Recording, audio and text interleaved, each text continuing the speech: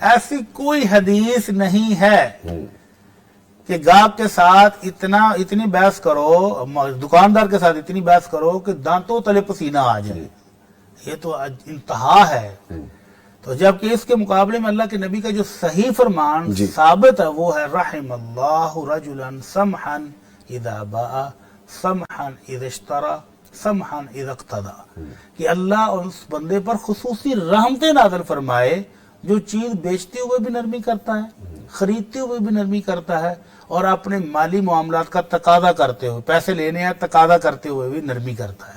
تو یہ جو پسینے والی بات ہے یہ تو اگلے بندے کا خون نچوڑنے والی بات ہے. آپ نے کئی دفعہ دیکھا ہوگا دکاندار کے ساتھ اتنی بات کرتے ہیں دکاندار کو رونے والا کر دیتے ہیں. وہ کہتے ہیں جی میں بیچ نہیں رہا، چلے مجھے معاف کر دیں، میں نہیں وہ بیچ کہتا رہا. بھائی جان چھوڑو، میرا اتنا مجھے اپنی خرید نہیں ہے، میں کیسے بیچ دوں.